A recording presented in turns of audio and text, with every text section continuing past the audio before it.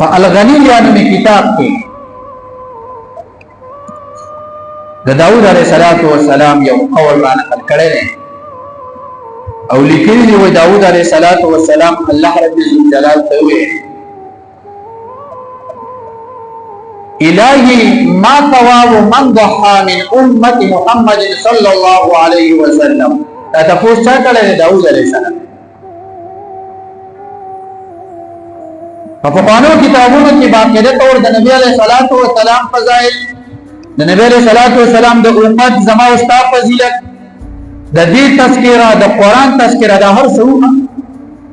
دا مخکینو امتونو ته پته و چې اخر کې بداسه پیغمبر راځي داغي بداسه امتی الله پاک ولدا داسې فضیلت ورکړي داسې قران به ورته داسې شان ولا خلق به نو داوود علیہ السلام د الله پاک نه تاسو ته الهی ما ثواب من ضحى من امه محمد صلی الله علیه وسلم یا الله څه ثواب دی دا هغه سړي چې د نبی علیہ السلام امتی او قربانی وکړي د نبی علیہ السلام امتی او قربانی وکړي په دغه قربانی باندې دا وی د لپاره څه ثواب نبی علیہ الله رب الجلال فرمایي ثوابه ان اعطيه بكل شعره 10 حسنات دغه انسان لپاره زما پنځ باندې دومره اجر او ثواب دی چې په یو یختر قرباني د سایو ورلزو لس نه کوي ورکوما او لس باندې کوي لس بدای دا دغه ماکو په یو یختر باندې ورلا لس نه کوي ورکوما او لس به بدای ماکو داوود علیہ السلام خوشاله بیا اللہ رب الجلال کو فرمائے اما علمت یا داؤد ان الضحايا هي المطايا وان الضحايا تمحو الخطايا ولتا ته پته نشته اے داؤد چې دا قربانی چې دا اوسویه چې کوم دا هي المطايا دا بل انسان لپاره پورز د قیامت سورنی دی دا قربانی ساروی ما فورد د قیامت باندې انسان لپاره الله پاک څخه جوړي سورلی وان الضحايا تمحو الخطايا او اے داوود تا تر دې خبرې پته نشته علیه السلام تا تر دې خبرې پته نشته چې د قربانی سره الله پاک او فرمایل زو ګناهونه د انسانانو هغه معاف کوم دا هغه وخت الله رب الجلال داود علیہ السلام تدغه خطاب وو چې اے داود په دې سره زو د انسانانو ګناهونه معاف کوما نبی علیہ السلام حضرت انس رضی اللہ عنہ فرمائے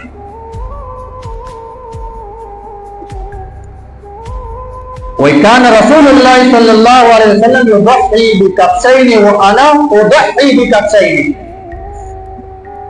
حضرت انس رضی اللہ عنہ د نبی علیہ السلام هغه صحابي دی چې نبی علیہ السلام لس کاله خدمت کړی وای چې کله به دغه د خپل وزرار له نبی علیہ السلام په دوه ګډان علالول بکفشي او د نبی علیہ السلام هغه تور طریقه ما خپل کړی دا وای زم دوه ګډان علالو ګور نبی علیہ السلام دا قربانی کړی دا ورنه مخکې حدیث کې ما تاسو ته ویل چې اقام رسول الله صلی الله علیه وسلم بالمدینه 10 سنین بزحف كل سنه نبی علیہ السلام په مدینه منوره کې لس کاله تیر کړی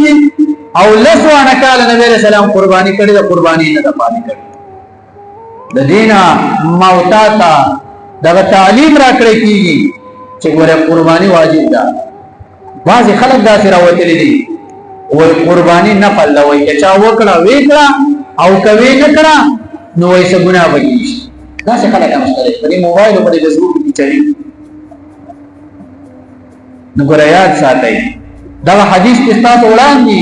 چې ما کوم په اول کې ذکر کړی دی نبی رسول الله فرمایي من وجد ساعه فلم يضحي فلا يقربن مصلانا چې کوم سړی اوس کې یو قرباني ونه کړه دا سړی د اختر منځل نه راځي نو کنه پلوې نبی رسول الله دا خبره کوي پانا پلوانه خو نیول کلیشنا کلیول لغه خبره کوو د نکړه ګناه دا واجب عمل له چې الله پاک تعالی دغه طاقت درکړي دی او کې نه کې ګناګاري نبی علیه الصلاۃ والسلام خپل قرباني کړی دا مسلم شریف کې حدیث کې نبی علیہ الصلوۃ والسلام بچ کلا د قربانی ساروی ذبح کوو نو دا کلمات دی بسم الله اللهم تقبل من محمد ومن آل محمد ومن امه محمد یا الله دا قربانی دا ساروی ذبح کوما یا الله دا تر محمد نه قبول کړي صلی الله علیه وسلم ومن آل محمد د نبی رسول الله د خاندان نه قبول کا ومن امه محمد د نبی رسول الله د امت نه قبول کا ابو داؤد شریف حدیث کی بیا صراحتن الفاظ راغلی دي نبی رسول الله فرمایا بسم الله والله اکبر هذا عني وعمن لم يضح من امتي یا الله دا دو قربانې کومه دا یو د خپل طرف کومه دا بل دا هغه امتیانو د طرف کومه د چا چې وسنه کی نبی رسول الله شفیق او مهربان الله د خپل امت د لپاره یم قرباني کړي د پریخلې نه ده د دې وجنه علما فرمایي د شریعت مسله را که یو سړی دا وایي چې زه نبی علیه الصلاۃ والسلام له قرباني کوم باقاعده توري شي کوي الله رب الجلال بدغه انسان ته ډیر زیات ثواب او اجر ورکړي دا نبی علیه الصلاۃ والسلام له قرباني کولای شي ځان له ساروی ولا امشي غسلې یو ساروی دی واغستلو باغی کې شپږ یا نو یا پنځه یا څلور شي ونه سوي به د نبی علیه السلام لپاره وځي دا څه شي کوي دغه وخت په خپل شي استعمالوله دغه وخت چې کوم دینو مالدار او غریبانو یو شان تقسیمول شي ورایونی ما مسله مخه تراش او دې استقبال شي یو سړی دی واغه وفات کیږي پلار د رور د هر سره او تاسو دغه وصیت وکړو چې زما رور یا زما بچیا زه وفات کېږم خو ګره زما د وفات نه بعد ما پسې قرباني کې زما د وفات نه بعد ما پسې قرباني او دا سړی وفات شو د وصیت وکړو وس دغه وصیت چې ته پوره کې دا غیر مال نه پوره کې او دا غیر مال شته او ته دغه قرباني تا وکړه دغه قرباني وستنه د ځان لپاره شي استعمالولې او نیک تر خپل اصول او فروض لپاره شي استعمالولې د خپل خاندان بچیان وغیرہ لپاره دا به غریبانو ته ورکې دا د سړي وصیت ته دا تزان نه شي استعمالولې او کوچر ته په خپل مور او پلار پسې په خپل رور پسې هغه وفات شوی د ځانه کې هغه وصیت نه کړي او ته ول د ځانه قرباني کړي ثواب باندې الله پاک پوره ثواب هغه تر سي او دا قرباني دا هغه باقاعده تور دې ځان لم شي استعمالولې په خپل بچو شي او خپل خپلوان او غیره مالدار هر چا شي دا یو مسله ورسره یاد ساتئ علي رضی الله تعالی عنہ فرمایي وان رسول الله صلى الله تعالى عليه وسلم اوصاني ان اضحي فانا اضحي عنه نبی علیہ الصلوۃ والسلام ما ته وصیت کړو چې مالا علي چې کله هغه وفات شمه مال وګره قرباني کړي نو قرباني وصیت دا کولې شي نبی علیہ الصلوۃ والسلام کړه علي رضی الله تعالی عنہ ته دا وصیت کړو علي رضی الله تعالی عنہ بیا نبی علیہ الصلوۃ والسلام د ځان لا قرباني کوله او د دې قرباني اجر او ثواب کې انتهایی ډیر زیات دغه حضرت علی رضی الله تعالی عنہ فرمایي دا ډېر ښه خبره ده د علی رضی الله تعالی عنہ قول علی رضی الله تعالی عنہ فرمایي وای کوم انسان چې قرباني فسارو بس رپور روان شوته په دغه غرض باندې چې چې د ځان لپاره قرباني ساروي ګورم وای دا چې کله د کور نو وته الله رب الجلال دغه انسان ته په هر قدم باندې لس نیکي ورکړي لسی گناہونه معاف کوي لسی درجه بلند یو سړی د میلې تزید کور نه وته یو سړی چا ورته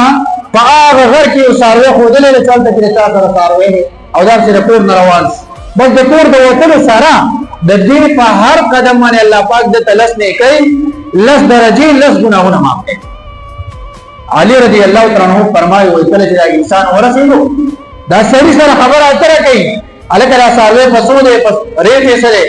نه دا ګران دي ارزان دي پدې راکا دا خبره الله رب الجلال دغه انسان داسې لکه داسې ثواب ورکوي لکه دا انسان چې لګیا د تسبیحات ورکوي لکه څنګه چې یو انسان په الله پاک سبحان الله الحمدلله الله اکبر لا اله الا الله استغفر الله په دې سره کوم نیکی ورکوي ثوابونه ورکوي د قرنګ په دې ځوانو باندې خبره اتر باندې الله پاک دې تصور کوي اجر او ثواب ورکوي علي رضی الله تعالی عنہ فرمایي کله چې قرباني دا ساروي واغستل او دا ورته روپۍ شماري الله پاک دغه انسان ته د یو روپۍ په بدله کې وسونه کوي ورکوي وسونه کوي ول الله پاک ورکوي او چې کله دغه ساروي راوستلو او فطور کې ساتي دغه پالنه کې تر د ذبح پورې د دې بیا ځان نو اجر او ثواب الله پاک انسان له پدغه باندې کاغذ نارینه د خیال ساتي او زنانه خیال ساتي الله پاک ورته زیات اجر او ثواب ورکړي د دې وجنا علما وایي چې تاسو د قرباني ساروي سورې مخکې اخلي چې پدغه غرض او پدغه نیت وساتئ چې را ساتمه پدې غرض او نیت باندې چې الله پاک پدغه ساتنه باندې مال اجر او ثواب راکړي بیا علي رضی الله تعالی عنہ فرمایل کله چې ورځ دغه اختر شي او ته دغه ساروي راولې او پته مزمکه دي راسم نو او په دې کوم ځای باندې ذبح کیږي او د دې ځمکې نه لاندې تر اون ځمکې پورې چې څومره مخلوقات دي دغه انسان ته دعاګانې کوي چې کوم انسان دا قرباني کوي دعا ورته کوي یا الله پاک په دې انسان باندې رحم وکړه یا الله دا ټول مخلوقات څومره چې په ځمکه کې یا الله دا انسان وبخا یا الله تعالی دې قرباني قبول کړه دا څه خسته دعاګانې ولکې او علي رضی الله تعالی عنہ فرمایل وای کله چې دغه انسان دا کوم قربانی دا او دا کوم ساروي ذبح کو د دې د وینې د یوې قطرې په بدله کې الله پاک د دغه وینې د یوې قطرې نه لس فرشتي هغه پیدا کړي د یوې قطرې نه لس فرشتي پیدا کړي او دغه لس فرشتي د څومره قطرې دي بیا ولا په 10 کې زره ورکوا دغه تر قیامت پورې دغه انسان د پاره د رحمت دعاګانې تر قیامت پورې او دغه دعاګانې کوي الله دې ګناهونه معاف کړه یا الله دې رحمتونه او برکتونه راوړوا یا الله تعالی دې په کور کې خیر عافیت دې په بچو کې خیر عافیت دا څه خسته دعاګانې ولري او عجیب خبره ده وای کله چې دغه قرباني دا وخت عادت کور تراوړي او تقسیم یې کې تخمل خپلوانو د غریبانو او د ځان د دې پکې حصہ وکي او ستاره کور نه دغه وخت لار شي د یتیم فقیر مسکین کوتا او هغه پخې کی وای کوم نوړی چې دغه وخت هغه فقیر او یتیم مسکین دی خوري تلاړش الله رب ذل جلال دغه وینونه په خاطر باندې دغه انسان ته دومره اجر او ثواب ورکړي لکه د چې د نبی عليه الصلاه والسلام د خاندان یو غلام آزاد کړي لکه د چې د نبی عليه الصلاه والسلام د خاندان یو غلام آزاد دا څومره اجر او ثواب نو دا څومره نورای ودا خلک نو دا قرباني چې کوم دا فضیلتونو والا دا ډیر زیات ثوابونو والا دا چاله چې الله رب جلال طاقت ورکړي وس ورکړي هغه د وخت نه د اراده وکړي خپاها د الله د رضا لپاره او په خسته احسن طریقې سره د قرباني سره ورسي د دې غټ اخترنا یو ورځ مخکې چې کومه نه حمد دې اجازه دیتا یوم عرفه ویلې یوم عرفه احادیث کې نبی عليه الصلاه والسلام د دې فضیلت بیان کړل فرمایي صيام يوم عرفه اني احتسب على الله ان يكفر السنه التي قبل وسنه التي بعد نبی عليه السلام فرمایي د عرفه د ورځې روزه چې چا ونیوله الله رب ذل جلال دغه انسان تر یو کال مخکې او یو کال وروسته ګناهونه معاف کړي ډېر زیات فضیلت دی واجب خبره ده چې کال په کال باندې په دې خبره کې او په دغه روزه کې د عوام اختلاف کوي علما یې پکې نه کوي عوام او څو کوئی نه دا چې کوم دی د سعودي کې چې کوم عرفه په دغه ورځ باندې وایي زمون عرفه وريات ساتي عرفه دا نوم چې ورته ورکړی شوی دی نو کله چې ابراهیم علیه السلام ته په 8 ذی الحجې په شپه باندې ابراهیم علیه السلام ته وویل چې زه د خپل بچی اسماعیل علیه السلام ذبح کوم، الله ورته حکم وکړ. نو چې سار شو نو د ځان سره سوچ فکر شروع یار خپل بچی قرباني کېدل لکه دا کېدای شي زما د خوب لکه داسې شپ غوندې پکې وکړو. نو په 9 ذی الحجې په شپه باندې بیا خوب ولیدو او الله پاک ورته په خوب کې صحیح معرفت صحیح پیژندلو د دې خبرې ورنصیب کړه چې ابراهیم دا خبره حقیقت ته ګوري، دا خبره حقیقت ته د خپل بچی د ذبح کا. نو د 9 ذی الحجې په شپه باندې الله پاک دې ته دغه معرفت نصیب کو. نو عرفه د معرفت نو وتلی ده دته پته ولګېدله چې دا خبره د خوب رښتیا ده. نو ځکه د 9 ذی الحجې ته عرفه ویل کېږي. په 9 ذی الحجې باندې دې تر دې خبرې پیژندلو وشو. یو خبره دویمه دا ده په دې 9 ذی الحجې باندې جبرئیل علیه السلام راغلو چې کله ابراهیم علیه السلام د الله کور تیار کو بیت الله نو الحج ور د الله د رضا لپاره حج ادا کا. حج بسنګ ادا کوم حج څه ته وایي؟ نو چې څومره مناسک د حج دي جبرئیل علیه السلام ابراهیم علیه السلام ته وکړل وی پیژاندل مناسک د حج یو پیژاندل. نو ځکه د 9 ذی الحجې ته یوم عرفه وایي. نو یوم عرفه چې کوم ده نو ګوره دا 9 ذی الحجې ته وایي 9 ذی الحجې ته او زمونږ 9 ذی الحجې د غټ اختر نه یو ورځ مخکې. نو دلته کې زمونږ غټ اختر د پیر د ورځې راځي نو 9 ذی الحجې د اتوار ورځ. نو زمونږ عرفه د اتوار د ورځ زمونږ عرفه د اتوار د ورځې دې پسې باندې وی چې په سعودي کې حالت کې دا سرنګي چې د اوقاتو د غشتري حالت کې مخکې ورستواله راځي د قرنګي پروژه کې زمون په اخر کې چې څنګه مخکې ورستواله راځي د قسم په عرفه کې مخکې ورستواله دا 9 ذی الحجې ده. دا به عرفه ته نه ګوري چې حالت کې عرفه ده او دلته عرفه ده نه 9 ذی الحجې ته وګوري. ځکه امهات المؤمنین د نبی عليه الصلاه والسلام بیا فرمایي صراحتا بل یو حدیث ته ابو داود شریف نسائی شریف هغه فرمایي وای کان رسول الله صلی الله علیه وسلم یصوم 9 ذی الحجه ويوم عاشوراء وای نبی علیہ الصلوۃ والسلام د 9 ذی الحجې روزن ولا هغه په حدیث کې صراحتا د 9 ذی الحجې ذکر 9 ذی الحجه. نو کوم خلک چې عرفه و زمونږ کمای په کوم ورځ باندې وای نو دلته چې زمونږ کوم ورځ باندې خپل دغه نه یو ورځ ما دغه زمونږ عرفه ده او چا چې په دغه غرض سره ونیول الله پاک ورنه دغه یو کال مخکې د یو کال وروسته ګناهونو کفاره وګرځي. الله رب الجلال دې خبر او ما ته ټول مسلمانانو ته ټول اسان